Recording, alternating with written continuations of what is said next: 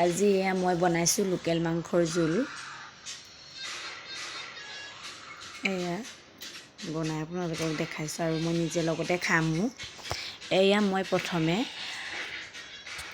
হালধি আৰু নিমখ দি মাংসখিনি সকলোতে পেষ্ট কৰি ল'লোঁ। এয়া ইমান ডাঙৰ এয়া মই দিছোঁ আদা ৰচুনৰ পেষ্ট দি দিছোঁ। এনেকৈ মুঠি লৈছোঁ।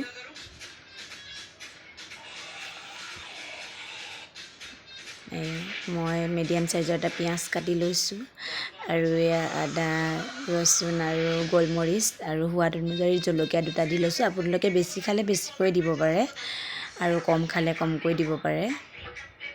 মই এয়া এতিয়া সকলোবোৰ এটা খুন্দনাতে সকলো খুন্দা হ'ব।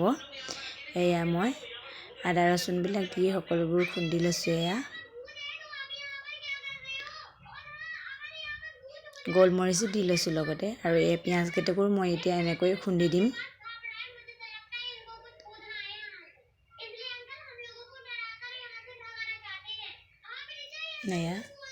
এয়া পেষ্ট কৰা হৈ গ'ল।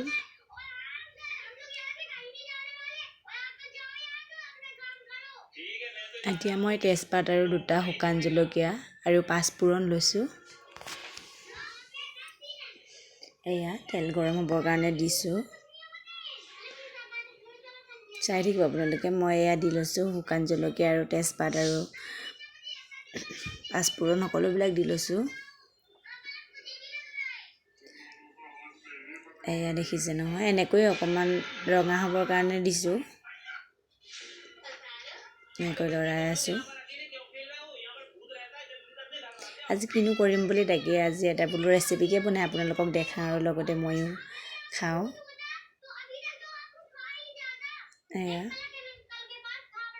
এয়া মই দিছোঁ এতিয়া মাংসখিনি ঢালি দিছোঁ তাতে। এনেকৈ লৰাই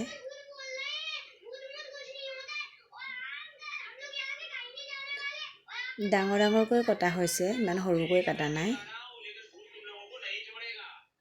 এয়া মই হালধি পাউডাৰ দিছোঁ। এয়া জিৰা দিছোঁ।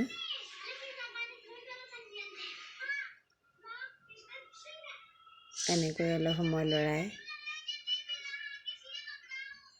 শেষলৈকে চাই থাকিব। এয়া দেখিছে কালাৰটো এয়া হৈছে। বহুত বেছি মছলা দি বনোৱা নাই।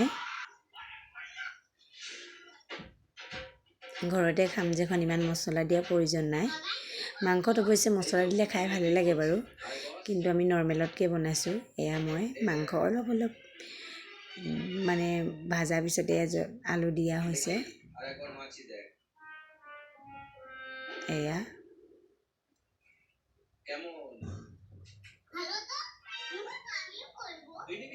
এনেকৈ মই অলপ গৰম পানী ঢালিছোঁ।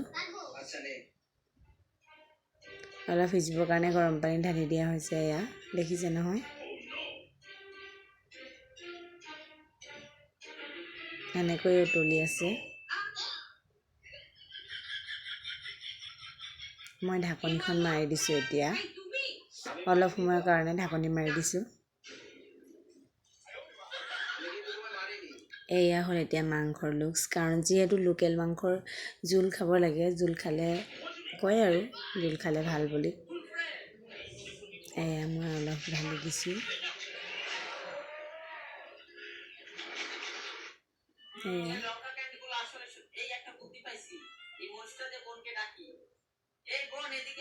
মাংসৰ লুকছটো দেখিছে নহয়, দেখিয়ে বনাই থাকোঁতে পূৰা খাওঁ খাওঁ লাগি গৈছে মোৰ, কাৰণ বহু দিনৰ মূৰত খোৱা হৈছে। এয়া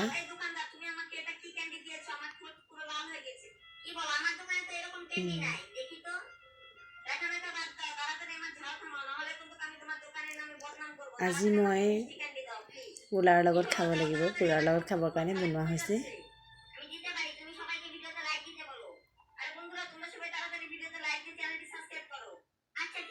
এয়া ৰেডি হৈ গ'ল। এতিয়া